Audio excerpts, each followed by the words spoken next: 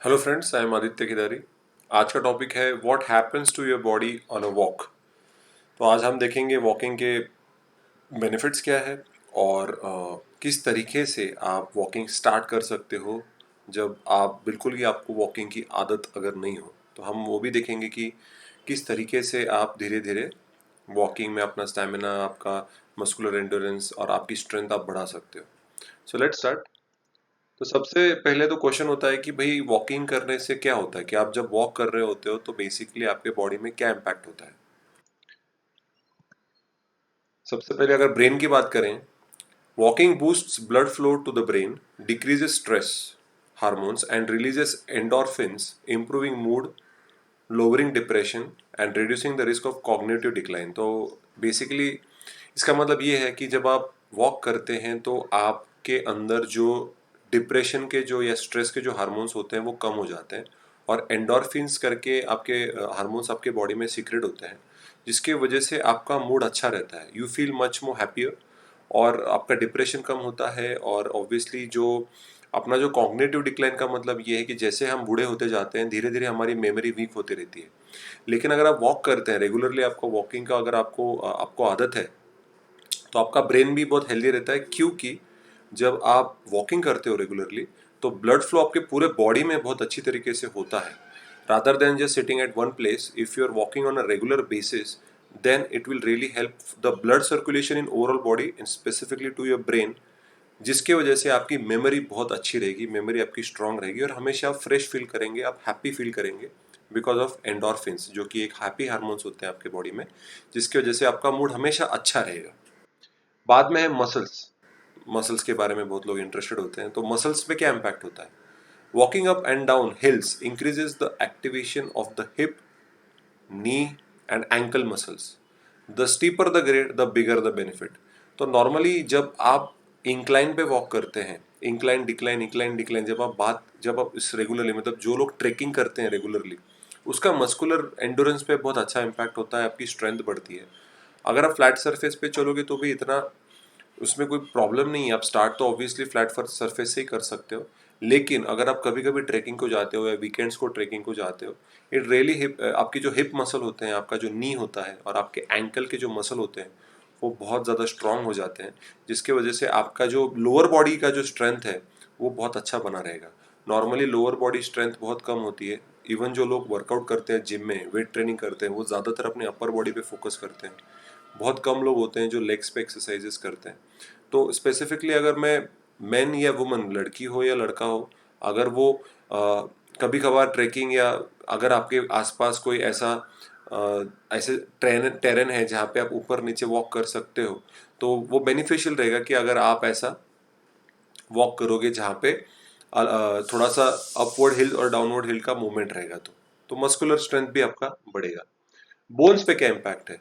Like other weight bearing activities, walking can help maintain bone health. Obviously आपके bone, muscular अगर strength बढ़ रही है तो आपके बोन्स भी हेल्दी रहेंगे, क्योंकि मूवमेंट, अपने बॉडी को मूवमेंट सबसे ज़्यादा इंपॉर्टेंट होती है, तो बोन्स को भी बेनिफिट है।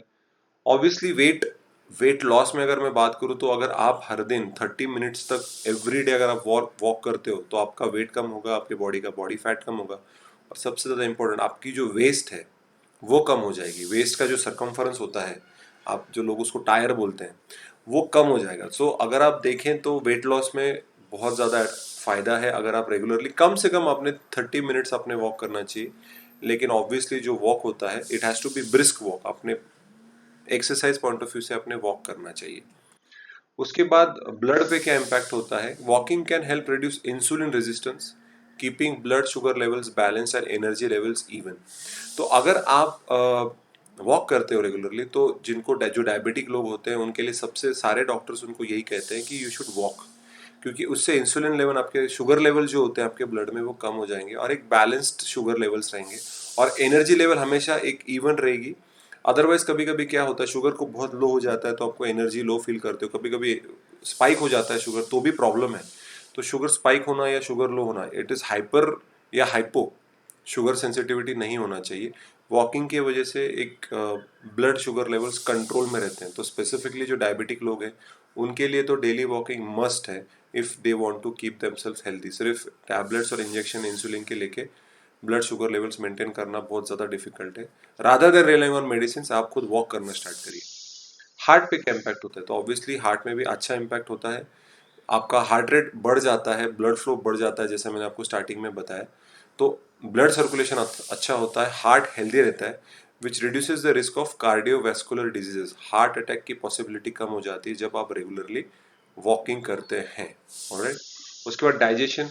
ऑब्वियसली अगर आप खाना खाने के बाद वॉक करते हो, a post meal walk can help food move through your digestive system, reducing bloating and digestion problem. बहुत बार लोगों को खाना खा लेते हैं, उसके बाद पेट ऐसा फूल जाता है, ब्लोटिंग की फील आती है, डाइजेशन के प्रॉब्लम्स होते हैं, गैस होता है, कभी कभी एसिडिटी हो जाता है। पर अगर आप खाना खाने के बाद अगर आप 15-20 मिनट वॉक करते हो, obviously it will help in your digestion, and obviously digest जितना जल्दी आपका फूड डाइजेस्ट होगा उतने जल्दी आपको आपका जो वेस्ट है वो कम रहेगा, आप फैट पुट ऑन नहीं करेंगे।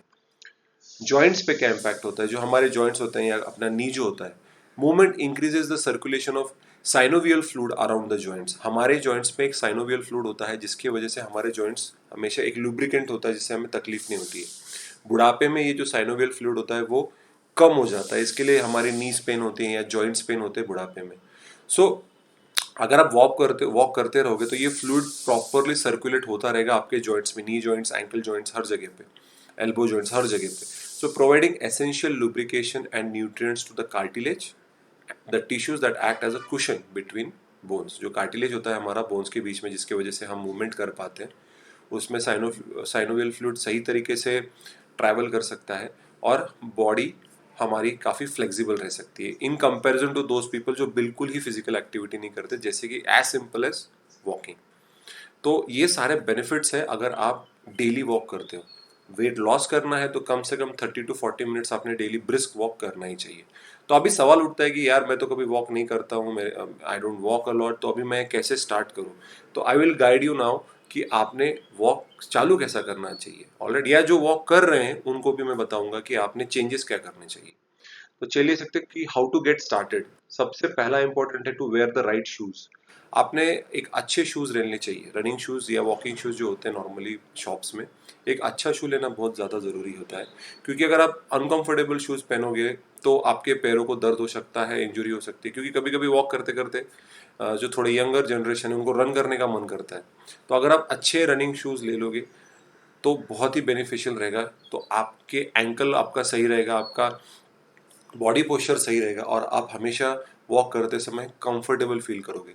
क्योंकि अगर आपको 30 to 40 मिनट्स अगर आपको वॉक करना है नॉन स्टॉप ब्रिस्क पेस पे, तो ऑब्वियसली आपको कंफर्टेबल शूज़ लगेंगे, आपको अच्छे शूज़ लगेंगे, नहीं तो आपको इंजरी होने की पॉसिबिलिटी हो सकती है। ठीक है, तो सबसे पहले बहुत ही अच्छे शूज़ लीजिए, चप्पल, स्लीपर, सैंडल्स पहन के आप वॉक मत करिए, that is not good in the long term. भले उस वक्त के लिए आप वॉक कर लोगे, लेकिन अगर एक सेट ऑफ अच्छे रनिंग शूज़ आपके पास रहेंगे तो कब इट्स नथिंग हार्म, आपका अच्छा ही होगा। इसलिए सही शूज़ लेना, आपको जो कंफर्टेबल है, जो अच्छे दिखते हैं वो नहीं, जो कंफर्टेबल है वही शूज़ खरीदिएगा और उसको डेली यूज़ के लिए, इस्तेमाल के लिए आप कर सकते हैं। Second is maintaining a brisk pace. देखिए, ब्रिस्कली चलना बहुत ज़्यादा इंपॉर्टेंट है। मैं 30-40 मिनट्स अगर ऐसा टहल रहा हूँ गार्डन में, बात कर रहा हूँ, रुक रहा हूँ, I am talking with people, कैसे हो, क्या हो, आराम से वॉक कर रहे हो, कोई कोई इंटेंशन ही नहीं है कि भाई मुझे वॉक करना है fast, so obviously it will not have the impact जो आपको एक्सपेक्टेड है, वेट लॉस, स्पेसिफिकली जिनको वेट लॉस करना है। तो मैंने कोई टेक्निक यहाँ पे मैंने एक फोटोग्राफ शेयर किया है, जो टेक्निक्स क्या होने चाहिए। आपका सर हमेशा सीधा होना चाहिए, लोग ऐसे चलते हैं, कभी कभी झुक के चलते हैं, तो आपका हेड पोजीशन हमेशा सीधा होना चाहिए, it should be straight. Keep your shoulders relaxed as much as possible, relax shoulder रखिए, ऐसा ऐसा स्टिफ रहना या ऐसे ड्रूपिंग शोल्डर्स नहीं, रिलैक्स शोल्डर, रिलैक्स पोजीशन में वॉक करना है आपको। Hand should be cupped lightly and you should not clench your fists। तो नॉर्मल वॉक करना है, you have to walk normally, जैसे आप नॉर्मली चलते हैं। Focus your eyes 5 to 6 metres ahead, थोड़ा आगे देख के चलिएगा, क्योंकि अगर आगे कुछ खड्डा है या कुछ पत्थर है तो ऑब्वियसली अब ऐसे ऐसे अगर चल रहे होंगे तो आप किसी को टकरा भी जाओगे, तो ऑब्वियसली कॉमन सेंस है कि आगे देख के चलिए। Elbow should be bend at an angle of 90 degree, इतना टेंशन नहीं लेने का, 90 डिग्री अब वो फोटो में दिया है तो ऐसा कुछ नहीं, रिलैक्स रहिए। And lead with your heel, तो हील जो होता है उसको आपको उठाना है, हील को ऐसे। ऑलरेडी तो वॉकिंग का भी एक टेक्निक होता है, बहुत बार लोग पैर ऐसे साइड में डालते हैं, अंदर डालते हैं, किसी किसी के पैर ऐसे होते हैं, तो जितना आप सीधा अपना पैर रख सकते हो, ना ऐसा ना ऐसा, जितना आप सीधा अपना पैर रख सकते हो ट्राई करिए, धीरे धीरे उसकी आपको प्रैक्टिस हो जाएगी। पर सबसे इंपॉर्टेंट है brisk walking. You have to maintain pace. आपको जब चलते हो तो थोड़ा सा फास्ट चलना पड़ेगा नॉर्मल से, जब उसका फिर रिजल्ट आएगा वेट लॉस में, उसका रिजल्ट बेटर आएगा रादर देन जैसे आप टहल रहे हो गार्डन में। All right. And next is build up stamina. Stamina build करना बहुत ज़रूरी होता है। कैसे? Doing something for a long time and not giving up. आपको रेगुलरली करना पड़ेगा, तो धीरे धीरे आप बोलोगे पहले 10 मिनट में मुझे थकान होती है, जो बहुत ओवरवेट लोग हैं या जिनको बहुत ज़्यादा प्रॉब्लम है, तो वो I can't ask them to walk 30 minute आपको ब्रिस्क वॉक करना है, पॉसिबल ही नहीं है। वो उनका जॉइंट्स पेन करने लगेंगे, जो बहुत ही ज़्यादा ओवरवेट लोग होते हैं या जिनको बिल्कुल आदत नहीं है या जो जिनका एज ज़्यादा है, जिनके जॉइंट्स पेन करते हैं। तो आप 10 मिनट वॉक करिए स्टार्टिंग में, 10 मिनट का फिर 15 मिनट कीजिए, 15 का 25, 25 का 30, 40, ऐसे आप धीरे धीरे आप स्टेमिना बिल्टअप करिए। तब जाके आप, और पेस भी, अगर मैं स्पीड की भी बात करूँ तो वो भी उसको टाइम लगता है। मैं भी अगर आज जाऊँगा और मुझे 30 मिनट ब्रिस्क वॉकिंग करना है तो आफ्टर 15-20 मिनट्स मैं खुद आई स्टार्ट टू फील कि अरे थोड़ा मेरा स्पीड कम हो जाता है। Then again I have to remind myself कि मुझे ब्रिस्क वॉक करना है, मेरी स्पीड कम हो गई है। तो ऐसे धीरे धीरे स्टेमिना बिल्टअप होगा। रातों रात आपका स्टेमिना बिल्टअप नहीं होगा, it takes time, it takes a lot of time. धीरे धीरे कोई भी, हमें एक दिन में हमें आर्नोल्ड नहीं बनना है। We have to give time to our body also, ताकि हमारी बॉडी इस टाइप का जो ये क्योंकि एक एक्सरसाइज ही है, अडेप्ट करने के लिए बॉडी को थोड़ा सा वक्त दीजिए। उसके बाद है change your terrain. Change your terrain मतलब हमेशा अलग अलग जगह पे आप रनिंग या वॉकिंग कर सकते हैं। जैसे कि मैंने फोटोज में शेयर किया, यहाँ पे सी फेस पे कोई वॉक कर रहा है, रनिंग कर रहा है, कोई हिल पे रनिंग कर रहा है। तो रनिंग का छोड़ो, हमें वॉक की बात करनी है। तो जैसे मैंने कहा कि आप अगर अनइवन जमीन है आपकी, थोड़ा ऊपर है नीचे है, नॉर्मली लोग ग्राउंड पे वॉक करते हैं, पर ग्राउंड का क्या होता है कि एक यूनिफॉर्म पैटर्न होता है। अगर रोज आप 30-40 मिनट्स उसी पैटर्न पे अगर वॉक कर रहे हो तो बॉडी उसको अडेप्ट हो जाती है आफ्टर 2 मंथ्स, 3 मंथ्स, 4 मंथ्स, फिर आप थकते नहीं हो। तो उसमें फिर थोड़ा सा जॉगिंग ऐड कर लिया, थोड़ा सा, जब आप बहुत ही अच्छी तरीके से जब आप वॉक कर पा रहे हो 30-40 मिनट्स फॉर ब्रिस्क वॉकिंग। लेकिन कभी कभार आप ट्रेकिंग करने चले जाते हो, कभी कभार आप अपने आसपास का कोई अलग स्पॉट है वहाँ पे आप चले जाते हो, तो उससे क्या होता है, वेरिएशन आता है, आपके बॉडी को थोड़ा सा अलग लगता है कि अरे आज मुझे अब ऊपर चढ़ना पड़ रहा है, फिर सडनली मुझे नीचे चढ़ना पड़ रहा है। ओके, कभी कभी आप घर पे स्टेप्स भी ऊपर नीचे कर सकते हो। वो तो उसको तो टोटली कंप्लीट डिफरेंट एक्सरसाइज है कि स्टेप्स भी ऊपर नीचे कर सकते हो, बाहर जाके घूम के आ सकते हो, वेरिएशंस ला सकते हो कि बिल्डिंग में ऊपर नीचे करना है, फिर नीचे पार्किंग में वॉक करना है, सडनली आपको फिर से स्टेप्स के ऊपर जाना है। तो जब आप ये चेंज करते हो तो आपके बॉडी को अडेप्ट करना पड़ता है, आपकी बॉडी ज़्यादा एनर्जी कंज्यूम करती है। तो ये सारी चीज़ें जब आप करेंगे तो ऑब्वियसली रिजल्ट आएगा, लेकिन रिजल्ट आने के लिए पेशेंस बहुत ज़्यादा ज़रूरी है। You can see results in 1 month, 2 months, किसी किसी की बॉडी 3 मंथ, क्योंकि अगर बहुत ज़्यादा ओवरवेट रहेंगे तो उसको ज़्यादा टाइम लगेगा। लेकिन we have to keep our selves positive. हमेशा मोटिवेटेड रहना बहुत ज़्यादा ज़रूरी है, पॉजिटिव सोच बहुत ज़रूरी है। और ये सारी एक्सरसाइज जब भी आप कर रहे हो, 30 मिनट्स रेगुलरली, 40 मिनट्स रेगुलरली, अगर आप बहुत ब्रिस्क वॉकिंग कर रहे हो, अच्छे शूज़ भी ले लिए, आप वेरिएशंस भी ला रहे हो, स्टेमिना भी बिल्टअप हो गया है, लेकिन at the end of the day आपका क्लीन ईटिंग, आपका डाइट, आपका लाइफस्टाइल बहुत इंपॉर्टेंट है ना। आप 12-12 घंटे सो रहे हो या 5 ही घंटा सो रहे हो, 4 घंटा ही सो रहे हो, आपको बिल्कुल क्या खाना खा रहे हो उस पर ध्यान नहीं दे रहे हो, तो आप कितना भी एक्सरसाइज कर लीजिए, you cannot out run a bad life style, a bad diet. तो वो तो मुझे कहने की ज़रूरत ही नहीं है कि आपको डिसेंट घर का खाना आपको फॉलो करना बहुत ज़्यादा ज़रूरी है। So I hope you like the video. आपको लाइक करे तो प्लीज़ शेयर करिए, और कोई भी डाउट होगा तो प्लीज़ कमेंट सेक्शन में पूछिए, जिसके वजह से मुझे ऑब्वियसली मैं आई फील गुड। आप चैनल को सब्सक्राइब करिए, आप you can also hit the bell icon, ताकि जो भी मैं रेगुलरली अपडेट्स डालता हूँ वो आपको मिल जाए। सो आई होप आपको वीडियो अच्छा लगेगा। आई am Aditya Kedari, signing out.